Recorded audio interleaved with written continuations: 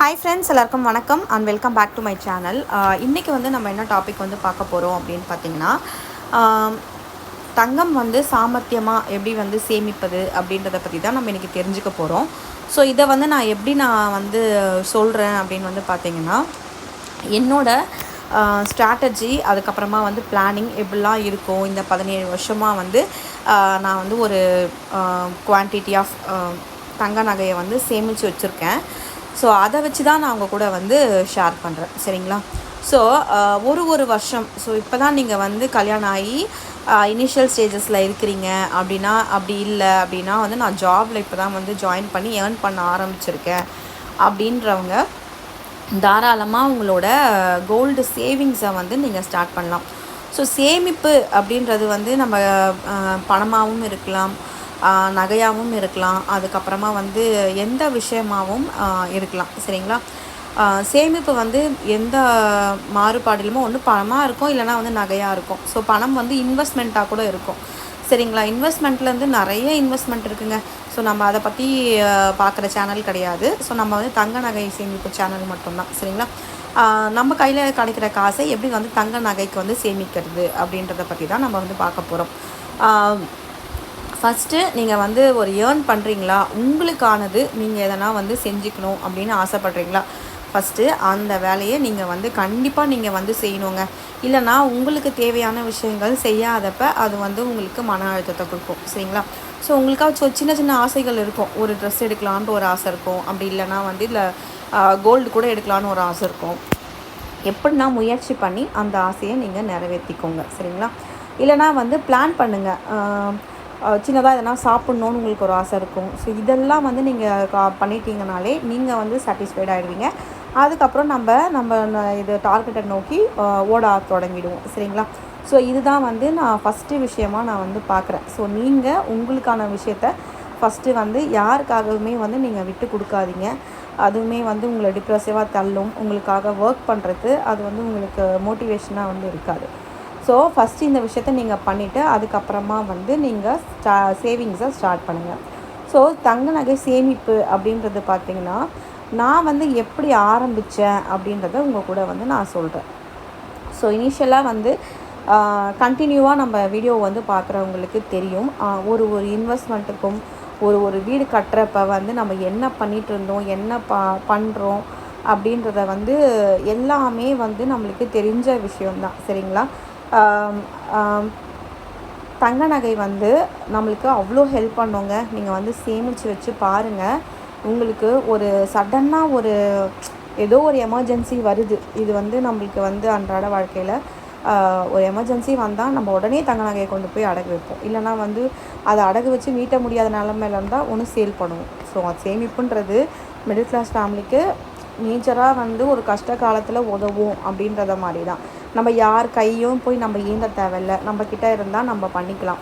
So இன்னொருத்தவங்க கிட்ட போய் நம்ம கேட்க தேவையில்லை அப்படின்ற கான்செப்ட் தான், சரிங்களா? ஸோ இப்படிப்பட்டது இருக்குது. அந்த சேமிப்பே வந்து நம்மளுக்கு ஒரு அளவுக்கு மேலே போகிறப்ப நம்ம அதை வச்சு எப்படி ரொட்டேட் பண்ணி இன்வெஸ்ட் பண்ணுறது, இந்த மாதிரிலாம் வந்து நான் வந்து பண்ணிகிட்டு இருந்தேங்க. ஸோ சாமர்த்தியமாக சேமிக்கிறது எப்படின்னு வந்து பார்த்திங்கன்னா, கன்சிஸ்டண்ட்டாக ஒரு பிளான் போடுங்க. கோல்டு சுத்தமாக இல்லை அப்படின்னா மந்த்லி கண்டிப்பாக 12 மந்த்ஸுக்கு உங்களுக்கு எதனா ஒரு கோல்டு சின்னதாக ஒரு சேவிங்ஸ் வந்து பண்ணுங்கள். உங்களுக்கு வந்து 10,000 சம்பளம்னா ஒரு 5,000 ரூபாய் நீங்கள் ஃபஸ்ட்டு முயற்சி பண்ணி ஒரு 5,000 ரூபாய் வச்சு நீங்கள் எடுத்து வச்சே ஆகணும். வேறு வழி கிடையாது. ஏன்னா வந்து இப்போ வந்து கோல்டு பார்த்திங்கன்னா 15,000 16,000 இருந்தால் தான் வந்து கோல்டு வந்து ஒரு கிராமே வந்து எடுக்க முடியும். அட்லீஸ்ட் வந்து நீங்கள் ஹை பேயபிளாக இருக்கிறீங்களா, நிறைய பேர் இப்போ ஐடி ஒர்க்கர்ஸ்லாம் இருக்கிறீங்க. இப்போலாம் வந்து 15,000 20,000 சேலரிலாம் வந்து சர்வசாதாரணமாக வந்து இருக்குது பேமெண்ட்டே, சரிங்களா? ஒரு சின்ன வேலைக்கு போனால் கூட, ஏன்னா காஸ்ட் ஆஃப் லிவிங் அவ்வளோ இருக்குது. அதனால் ஒரு 20,000 ரூபாய் சம்பளம் வந்து சாலிடாக எல்லாருமே வந்து வாங்குறாங்க. ஸோ 20,000 நீங்கள் வந்து 10,000 ரூபாய் பாதி அமௌண்ட்டு 50% நீங்கள் கோல்டுக்கு வந்து கால்குலேட் பண்ணிவிடுங்க. எவ்ரி 12 மந்த் வந்து நீங்கள் கோல்டு பே பண்ணியே ஆகணும். நீங்கள் கேஷாகவோ இல்லை வந்து உங்களுக்கு கோல்டாவோ இல்லை மில்லி கிராம்ஸ்லேயோ அது வந்து வேஸ்டேஜ் போனால் போட்டோம், டேக்ஸ் போனால் போட்டோம், எது போனாலும் நீங்கள் கண்மூடித்தனமாக நீங்கள் சேமிப்பை வந்து ஸ்டார்ட் பண்ணுங்கள். அதே மாதிரி நீங்கள் வந்து கன்சிஸ்டண்ட்டாக வந்து இருக்கணும், சரிங்களா? தொடர்ச்சியான ஒரு சேமிப்பாக இருக்கணும். நான் 2 மாதம் பண்ணுவேன், ஐயோ இந்த காசை திருப்பி அங்கே லாக் பண்ணி விட்டுட்டா எனக்கு மற்ற செலவுக்கு எனக்கு வந்து பைசா இல்லை அப்படின்றதெல்லாம் இல்லை. கண்ட்ரோல் அண்ட் கன்சிஸ்டன்ட் இது 2 மட்டுமே நீங்கள் இருக்கும்பொழுது 1 வருஷம் மட்டும் நீங்கள் அதை வந்து பிளான் பண்ணி பண்ணுங்கள். 3 மாதம் கொஞ்சம் கஷ்டமாக தான் இருக்கும். அதுக்கப்புறமா வந்து நீங்கள் 1 வருஷம் பண்ணும்பொழுது பின்னாடி திரும்பும்போது ஒரு மாதத்துக்கு 1 கிராம்னாலும் 12 மாதத்துக்கு 12 கிராம் நகை வந்து கண்டிப்பாக உங்கள்கிட்ட இருக்கும். அந்த 12 கிராம் இருக்கிறப்ப அந்த 12 கிராமை வச்சு நீங்கள் வந்து அடுத்த லெவல் என்ன பண்ணலாம் அப்படின்றத நீங்கள் யோசிப்பீங்க. தென் வந்து கான்ஃபிடென்ட் லெவலும் வந்து உங்களுக்கு இன்க்ரீஸ் ஆகும். ஸோ இதுதான் வந்து நிதர்சனமான உண்மை. இதை நான் வந்து ஃபீல் பண்ணியிருக்கேங்க. அதனால் நீங்களுமே வந்து ஃபீல் பண்ணுவீங்க. இந்த 1 வருஷம் வந்து பிளான் வந்து பண்ணுங்கள். ஸோ அதை வச்சு அடுத்த வருஷம் கொஞ்சம் அப்கிரேட் ஆகுங்க. கொஞ்சம் அப்கிரேட் ஆகுங்கன்னா உங்கள் சேலரி இன்க்ரிமெண்ட் வரலாம், இல்லைனா வந்து இன்சென்டிவ் அதிகமாக வரலாம். ஸோ இது எல்லாமே வந்து ஃபஸ்ட்டு ஒரு 5 வருஷத்துக்கு கோல்டுலேயே நீங்கள் வந்து மல்டிப்ளை பண்ணிகிட்டே இருங்க. ஸோ தங்கம் வச்சு தங்கம் வாங்குறது, அந்த மாதிரி நிறைய நம்மளுக்கு ஸ்கீம்ஸ்லாம் எப்படி வந்து பிளான் பண்ணணும், ரொட்டேட் பண்ணணும் அப்படின்றத வந்து நீங்கள் வந்து எனக்கு இனிஷியல் ஸ்டேஜஸில் நீங்கள் இருந்தீங்கன்னா எனக்கு கமெண்ட் சொல்லுங்கள். நான் வந்து எப்படி இனிஷியலாக வந்து பிளான் பண்ணேன் அப்படின்றது உங்கள் கூட வந்து நான் ஷேர் பண்ணுறேன் டீட்டெயிலாக. சரிங்களா? ஸோ ஒரு சில விஷயங்களெல்லாம் வந்து நம்ம வந்து ஐடியா தான் வந்து கொடுக்க முடியுங்க. ஸோ பிளானிங் வேணும்னா, எக்ஸாக்ட் பிளான் வேணும்னா நம்ம சேனலை வந்து தொடர்ச்சியாக வந்து பார்த்தா மட்டும்தான் வந்து கிடைக்கும். ஸோ என்னோடய ஸ்ட்ராட்டஜி என்ன, என்னோடய கண்ட்ரோல் என்ன, நான் எப்படிலாம் வந்து பிளான் பண்ணிகிட்ருக்கேன் அப்படின்றத வந்து டீட்டெயிலாக உங்கள் கூட வந்து நான் ஷேர் பண்ணுறேங்க. ஸோ இது வந்து பார்த்திங்கன்னா இந்த 15 வருஷத்துக்கான டெடிகேஷன். கண்டிப்பாக வந்து நிறைய விஷயங்கள் வந்து நான் இழந்திருக்கேன், நிறைய விஷயங்கள் நான் காம்ப்ரமைஸ் பண்ணியிருக்கேன்.